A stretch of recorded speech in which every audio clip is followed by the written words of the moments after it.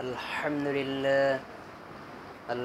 لله نحمده ونستعينه ونستغفره ونعوذ بالله من شرور أنفسنا ومن سيئات أعمالنا من يهده الله فلا مضل له ومن يضلله فلا هادي له وأشهد أن لا إله إلا الله وحده لا شريك له وأشهد أن سيدنا ومولانا محمدا عبده ورسوله الذي أرسله بالحق بشيرا ونذيرا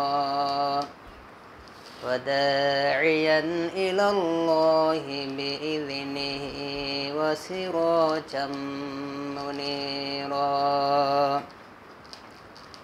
أما بعد فإن خير الحديث كتاب الله وخير الهدي هدي محمد صلى الله عليه وسلم وشر الأمور محدثاتها وكل محدثة بدعة وكل بدعة ضلالة وكل ضلالة في النار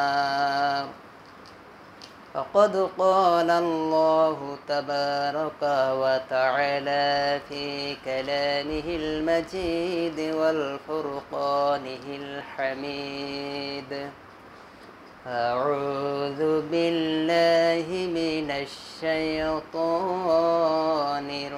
الرجيم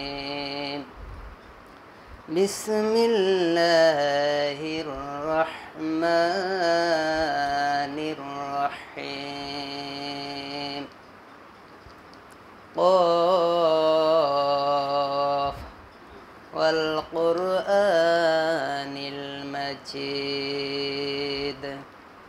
بل عجبوا أن جاءهم منذر منهم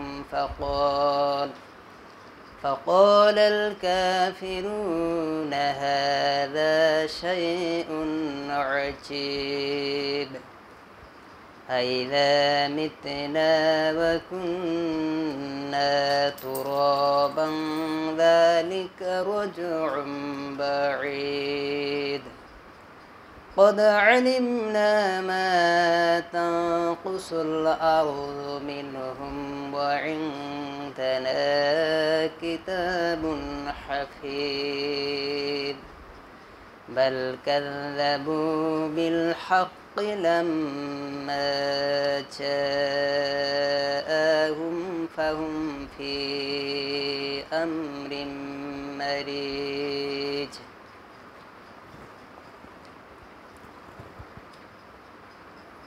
সমস্ত তারিফ প্রশংসা সুখ্যাতি গুণগান সেই বিশ্ব মহান স্রষ্টার জন্য, যে মহান স্রষ্টা আমাদেরকে এই পবিত্র দিনে পবিত্র জায়গায় একত্রে সমাবেত হওয়ার তৌফিক দান করলেন। সে আল্লাহ তাবারক তাআলার নিকট আমরা শুকরিয়া আদায় করি। সবাই বলি আলহামদুলিল্লাহ।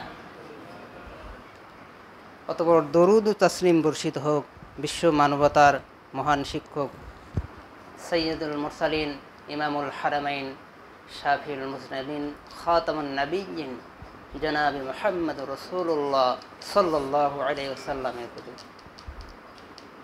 অতঃপর সম্মানিত উপস্থিতি,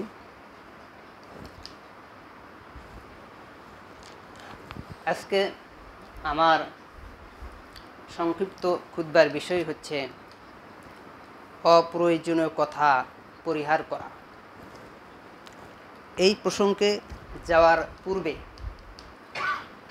আমি সামান্য একটু টাচ দিব সেটা হচ্ছে, আমরা অনেকেই জানি যে এখন গোটা বিশ্বময় যে একটা ভাইরাস ছড়িয়ে পড়েছে, করোনা ভাইরাস, এ সম্পর্কে আমরা প্রায় কম বেশি সবাই অবগত আছি।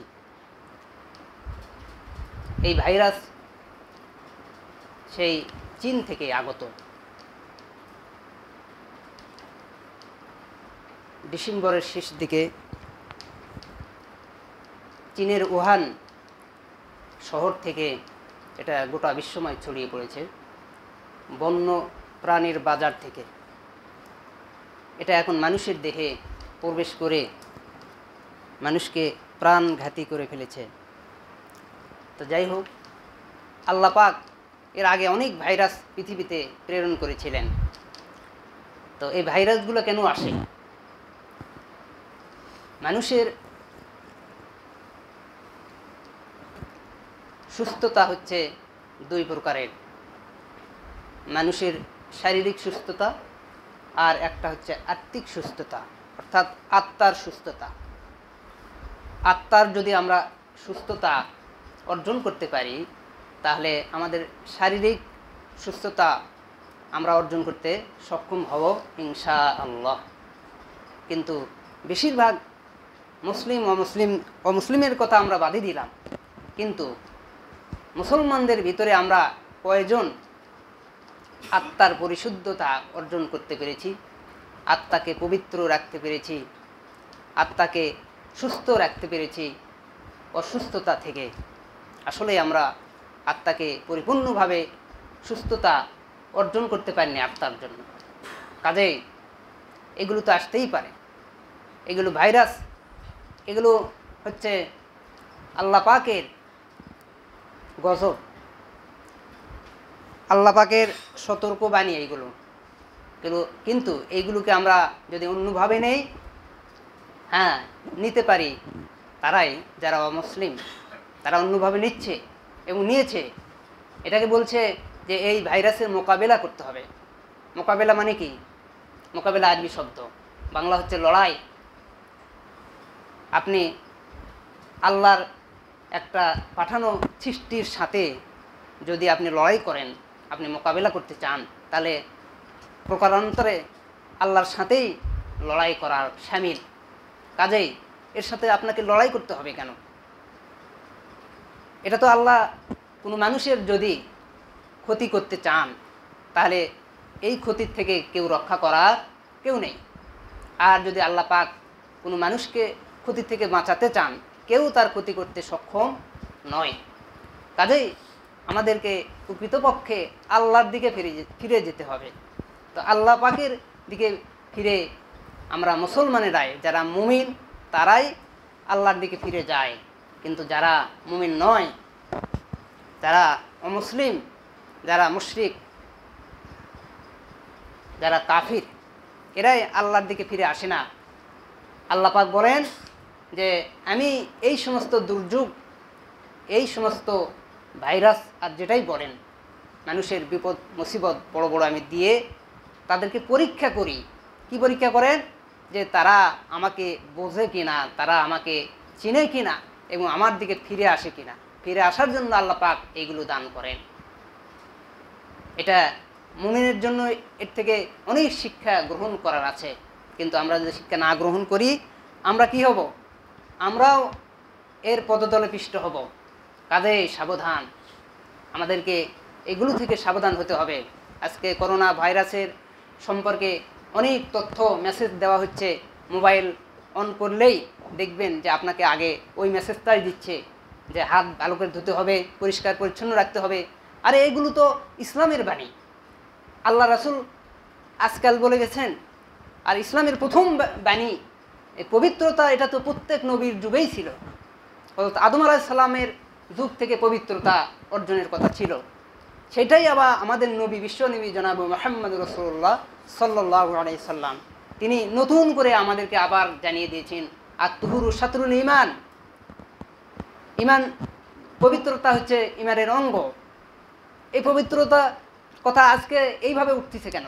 পবিত্রতা শুরু থেকেই করার কথা ছিল। আমাদের আত্মিক পবিত্রতা অর্জন করার কথা ছিল, আমাদের আত্মার যে পবিত্রতা, এর ভিতরে শিরিক থাকবে না, এর ভিতরে বেদাত থাকবে না, এর ভিতরে নেফাকি থাকবে না, এর ভিতরে কুফুরি থাকবে না, এইগুলো যদি না থাকে তাহলে আমরা আত্মার পবিত্রতা অর্জন করতে পারলাম, আত্মাকে পরিচ্ছন্ন করতে পারলাম। আত্মাকে পরিষ্কার পরিচ্ছন্ন করতে যখনই আমরা পারবো তখন তো আমাদের দেহে এই সমস্ত রোগ আসার কথা নয়। কিন্তু আমরা পবিত্রতা ভুলে গেছি, পরিচ্ছন্নতা ভুলে গেছি, আত্মার যে সুস্থতা দরকার এটা আমরা ভুলে গেছি। ভুলে যাওয়ার কারণে আজকে আবার কষ্টে নিপতিত হয়ে, আল্লাহর গজবে নিপতিত হয়ে আমরা আবার পরিষ্কার পরিচ্ছন্নতার কথা মেসেজ দিয়ে ঘোষণা করছি। এই মেসেজ অনেক আগেকার, পৃথিবীর শুরুর থেকে আজ পর্যন্ত এই যে পরিষ্কার পরিচ্ছন্নতার কথা আল্লাহ এবং তার রাসূল বলেই গেছেন। কাজে এটা নতুন কোনো বিষয় নয়। এটা যদি আমরা প্রকৃতপক্ষে আত্মায় ধারণ করতে পারি এবং দেহে ধারণ করতে পারি পবিত্রতা পরিচ্ছন্নতা, তাহলে অবশ্যই আমাদের কাছে থেকে আল্লাহ পাক এইগুলি দূরে সরাইয়া দেবেন, আমরা যদি আবার আল্লাহর দিকে ফিরে যাই। কিন্তু কাফির মুশরিকেরা এটাকে অন্যভাবে নেওয়ার কারণে তারা সহজে ফিরে আসবে না, তারা সহজে শিক্ষা গ্রহণ করবে না, আল্লাহর কথা মানবে না, আল্লাহকে চিনবে না, আল্লাহকে বোঝার চেষ্টা তারা করবে না।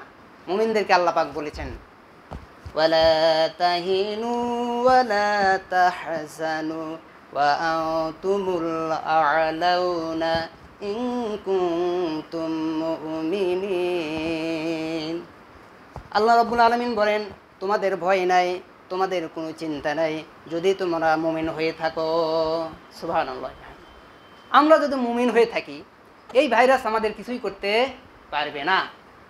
আমরা যদি মুত্তাকি হয়ে থাকি তাহলে আমাদের এই ভাইরাস কোনো কিছু করতে পারবে না। আর যারা মুমিন হবে না তাদের জন্য কি অবস্থা খুবই খারাপ হবে। কাজেই আমরা যারা মুমিনের ভিতর থেকে যারা এইগুলো আল্লাহকে আবার চিনব না, আল্লাহর দিকে ফিরে আসব না, আল্লাহর ভয়ে তার দিকে আবার নতজানু হব না, তারা কিন্তু এই অমুসলিমদের সাথে এইভাবে পাইকারি দরে এই ভিতরে ঢুকে যাবে। কাজেই সাবধান, আমরা এর থেকে বাঁচতে চাই, আল্লাহকে ডাকতে চাই, আর আল্লাহকে ডাকার জন্য দোয়াও রয়েছে। এইগুলো বালা মুসিবত বিপদ ভাইরাস এগুলো থেকে আমরা আল্লাহর কাছে পানা চাইতে পারি। কীভাবে পানা চাইব? এখানে বলা হচ্ছে আল্লাহ রাসূল অনেক আগে আমাদেরকে দোয়াটা শিখিয়ে দিয়েছেন, যে দোয়াটা আমরা পড়লে আল্লাহ পাক এই মহামারী বিপদ থেকে আমাদেরকে রক্ষা করতে পারেন। সেই দোয়াটা আমি পড়ে শোনাচ্ছি। আল্লাহুম্মা ইন্নী আউযু বিকা মিনাল বারসি ওয়াল জুনুনি ওয়াল জুজামি ওয়া মিন সাইয়্যিল আসকাম। অর্থ, আল্লাহ পাকের রাসূল বলেছেন যে তোমরা এভাবে চাও যে হে আল্লাহ, আমি আপনার নিকটই আশ্রয় প্রার্থনা করছি, আপনার নিকট আশ্রয় চাই কার থেকে? শ্বেত রোগ, তারপরে উন্মাদনা, পাগলত্ব, এরপরে কুষ্ঠরোগ থেকে, এই সমস্ত দুরারোগ্য ব্যাধি, যাবতীয় দুরারোগ্য ব্যাধি হতে আপনার কাছে আশ্রয় প্রার্থনা করছি। এই দোয়াটা হচ্ছে অর্থ। এই দোয়াটা যদি আমরা মুখস্থ করি, এই দোয়া কিন্তু এই দুরারোগ্য ব্যাধি আসার কারণে এই দোয়াটা এখন নাজিল হয়নি, এই দোয়াটা অনেক আগেই নাজিল হয়েছে। আল্লাহ রাসূল তিনি বলেছেন।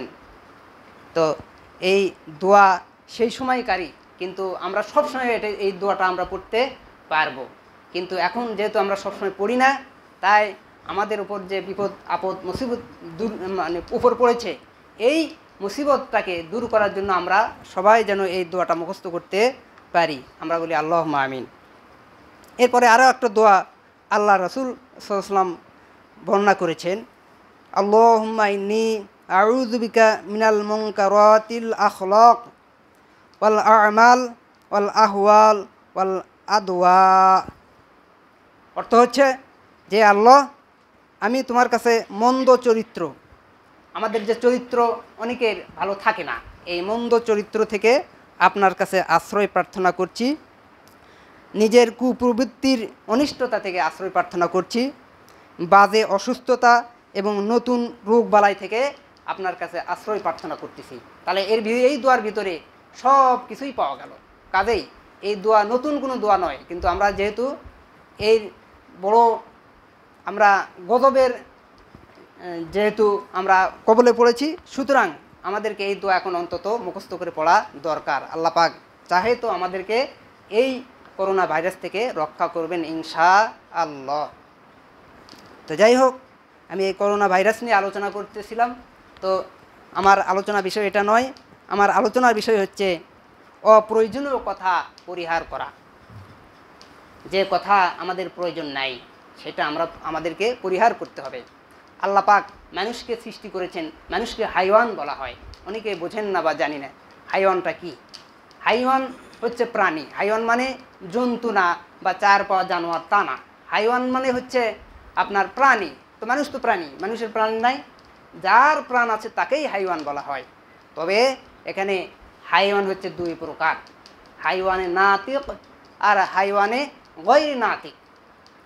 যারা কথা বলতে পারে এরা হচ্ছে এক প্রকার হাইওয়ান, আর যারা কথা বলতে পারেন না এরা হচ্ছে আর এক প্রকার হাইওয়ান। তো কথা বলতে পারে এই ধরনের হাইওয়ান বা প্রাণী হচ্ছে একমাত্র মানুষ। মানুষ ছাড়া পৃথিবীতে যত সৃষ্টি আল্লাহ পাকের রয়েছে, এনারা কি কথা বলতে পারে? গরু, বকরি, ছাগল, উট, ভেড়া, দুম্বা, কোনো প্রাণী কথা বলতে পারেন না। আর তাই এদেরকে বলা হয় হাইওয়ানে গৈর নাতিক, মানে বাক শক্তিহীন, মানে কথা না বলা প্রাণী হচ্ছে সমস্ত কিছু। আর শুধুমাত্র কথা বলনেওয়ালা প্রাণী হচ্ছে একমাত্র আমরা মানুষ। তো আমাদেরকে আল্লাহ পাক কথা বলার শক্তি দিয়েছেন, এটা কি আল্লাহর বড় নিয়ামত না? শুধু বড় নিয়ামত, কত বড় নিয়ামত। আমাদের আশেপাশে তাকিয়ে আমরা দেখি যে কত বোবা রয়েছে, বধির রয়েছে, যাদের জিহ্বা আছে, যাদের দাঁত আছে, দাঁতের নাক আছে, চোখ আছে, মুখ আছে, কান আছে, সব কিছু রয়েছে, অথচ তারপরেও তারা কথা বলতে সক্ষম নয়, কথা বলতে পারে না, কথা শুনতেও পারে না, কিছুই করতে পারে না। আর এই যে নিয়ামতটা, এই নিয়ামতটা আল্লাহ পাক আমাদেরকে দান করেছেন। সুবহানাল্লাহি ওয়া বিহামদিহি। সূরা আর রহমানের আল্লাহ পাক বলেছেন, আল্লামা আউযু বিল্লাহি মিনাশ শাইতানির রাজীম, বিসমিল্লাহির রহমানির রহিম। আর রহমানু আল্লামাল কুরআন, খলাকাল ইনসান, আল্লামাহুল বায়ান। আল্লামাহুল বায়ান মানে আমি মানুষকে শিক্ষা দিয়েছি। বায়ান মানে ভাষা। আমি মানুষকে কি শিক্ষা দিয়েছি? ভাষা, ল্যাঙ্গুয়েজ।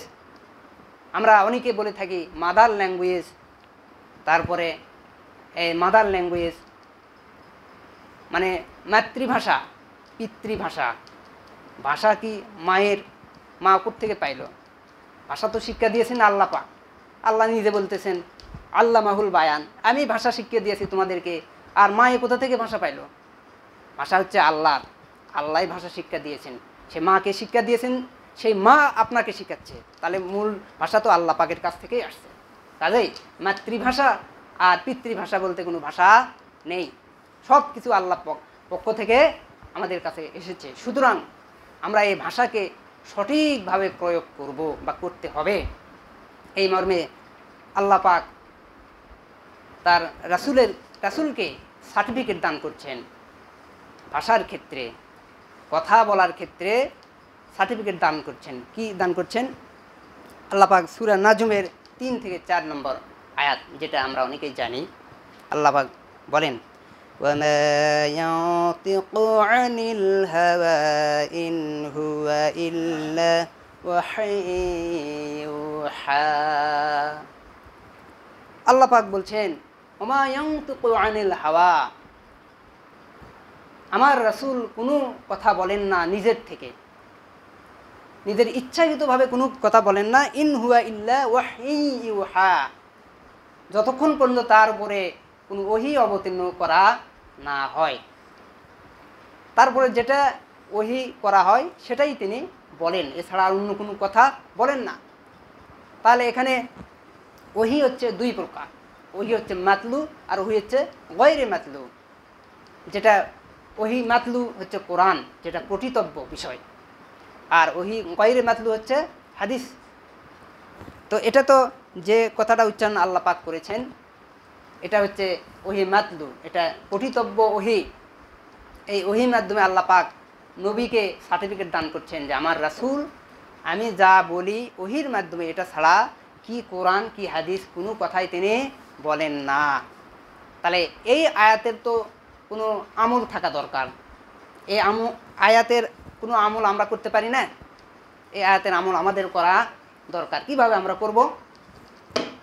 আমরা যদি অপ্রয়োজনীয় কথা না বলি, আল্লাহ এবং তার রাসূল আমাদেরকে অপ্রয়োজনীয় কথা বলতে নিষেধ করেছেন।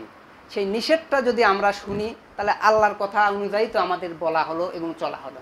তাহলে এই আয়াতের কি হলো? এই আয়াতের আমল হয়ে গেল। সুতরাং এই আয়াতের আমল আমাদেরকে অবশ্যই করতে হবে। আল্লাহ পাকের দেওয়া নিয়ামত আমরা যেভাবে ব্যবহার ইচ্ছা সেইভাবে আমরা কখনো করতে পারি না। যেহেতু আল্লাহ পাক আমাদেরকে ভাষা শিক্ষা দিয়েছেন, আমাদেরকে বাক শক্তিওয়ালা করেছেন।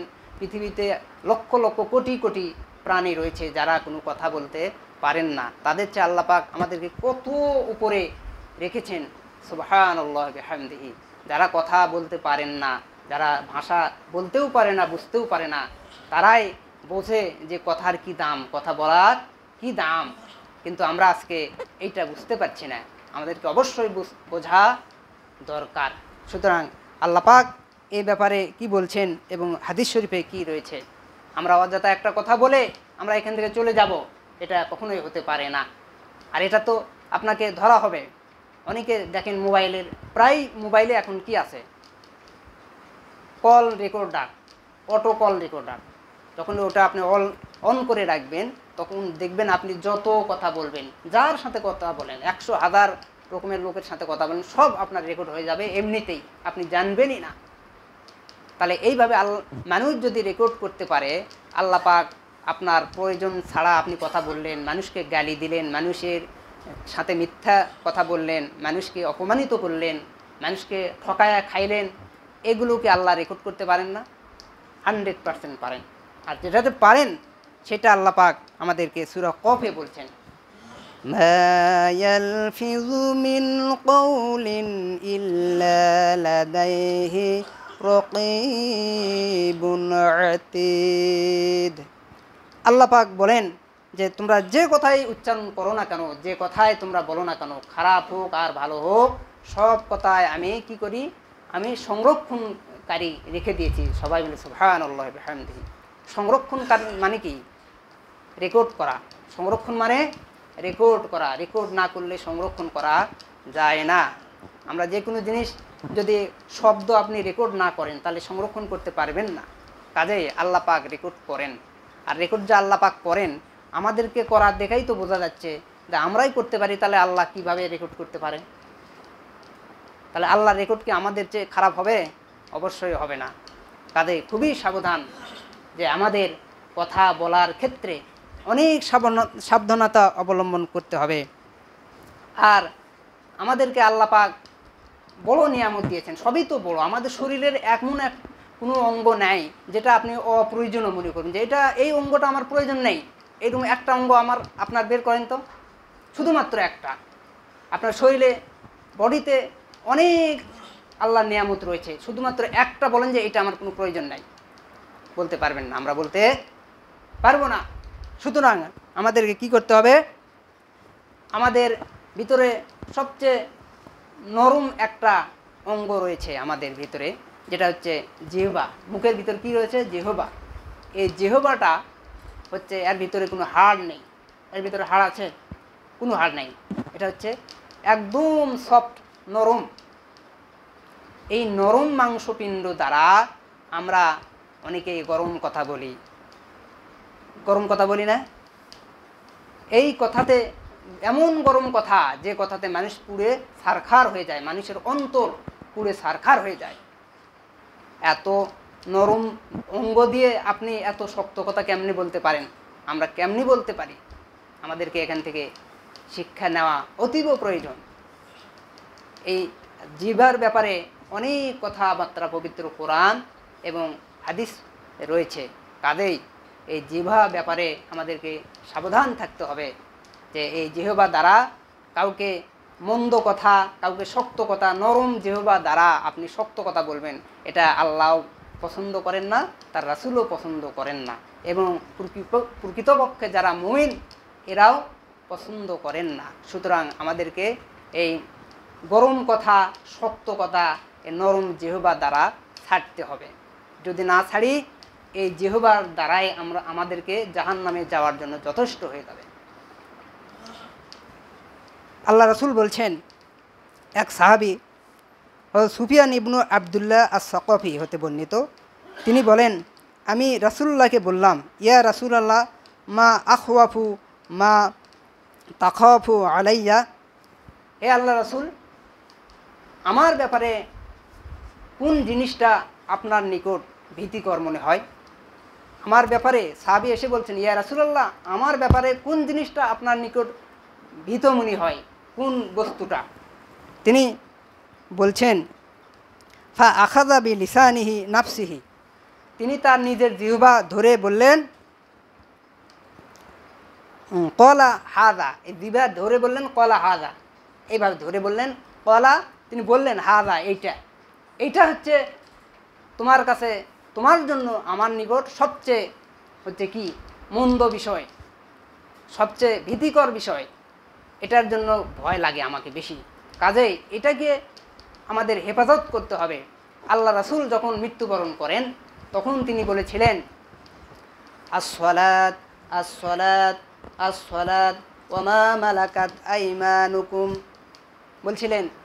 তিনি কোনো কিছুর কথা বলেননি মৃত্যুর সময়, শুধুমাত্র মৃত্যুর শেষ সময় বলেছেন আস-সালাত আস-সালাত, মানে তোমরা সালাতের গুরুত্ব দাও, সালাত পড়ো, সালাতকে গুরুত্ব দাও, সালাত কখনো তোমরা ছেড়ো না, সালাতের কথা বলেছিলেন। আর একটা কথা বলেছিলেন, ওমা মালাকাত আইমানুকুম, তোমাদের অধীনে যে লোক থাকে, তোমাদের অধীনে তোমরা যাদের উপরে খবরদারি করো, এই সমস্ত লোকদের সাথে তোমরা ভালো ব্যবহার করো, নরম জিহ্বা দ্বারা তাদের সাথে শক্ত কথা বলিও না, নরম জিহ্বা দ্বারা শক্ত কথা বলবে না। আর যখন মানুষ রাগ হয় বা আমরা রাগ হই, তখনই আমরা শক্ত কথা বলে ফেলি এই হাড়বিহীন অঙ্গ দ্বারা। কাজেই এই জিহ্বা ব্যাপারে আমাদেরকে খুবই সাবধান থাকতে হবে। আল্লাহ রাসূল অন্য এক হাদিসে বলেছেন, মান ইয়াজমানু মা বাইনা লিহইয়াইহি ওয়া মা বাইনা রিজলাইহি আজমানাহু লাহুল জান্নাহ আও কামা ক্বালা আলাইহিস সালাম। আল্লাহ রাসূল বলেছেন, যে ব্যক্তি দুই চোয়ালের মধ্যবর্তী জায়গা, দুই চোয়ালের মধ্যবর্তী জায়গা এবং দুই উরুর মধ্যবর্তী জায়গা, এই দুই জায়গাকে যারা হেফাজত করতে পারবে তাদের জন্য আমি জান্নাতের জামিন হয়ে গেলাম। সুবহানাল্লাহ ওয়া বিহামদিহি। তাহলে প্রথম যে কথাটা বললেন এটা হচ্ছে দুই চোয়ালের মধ্যবর্তী জায়গা কি? মুখ। দুই চোয়ালের মধ্যবর্তী জায়গাটা হচ্ছে মুখ।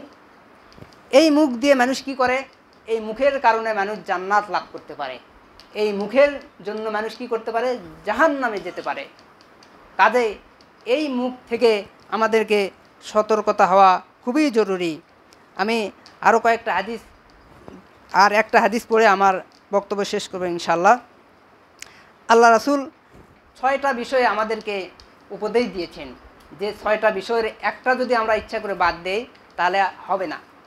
যে 6টা বিষয় যদি কেউ সংরক্ষণ করতে পারে, 6টা বিষয় যদি তারা মেনে নিতে পারে, তারা আমল করতে পারে, তাদের জন্য আল্লাহ পাকের রাসূল জান্নাতের জামিন হয়েছেন। সবাই বলে সুবহানাল্লাহ। তাহলে এই 6টা বিষয়টা কি বলছেন? তোমরা নিজেদের পক্ষ থেকে আমার জন্য 6টি বিষয়ের জামিন হও। এই 6টা বিষয়ের জামিন যদি আমরা হতে পারি, অবশ্যই আল্লাহ পাক আমাদেরকে জান্নাত দিবেনই। কেউ 5টা করবেন, 4টা করবেন, 3টা করবেন, হবে না। আমি উদাহরণ প্রসঙ্গে বলতে পারি যে অনেকে গাড়ি যারা চালায় বা গাড়ি তৈরি করে, অথবা যারা গাড়ি সম্পর্কে জানে অথবা জানে না, এখন বলতেছে যে গাড়ি স্টার্ট হচ্ছে না, তো একজন বলতেছে যে চাকার সমস্যা আছে, তো চাকার সমস্যা দূর করা হলো, তো তারপরে চলে না, তো বলতেছে যে ইঞ্জিনের সমস্যা, ইঞ্জিনটাই হচ্ছে গুরুত্বপূর্ণ, কাজে ইঞ্জিনের সমস্যা আছে।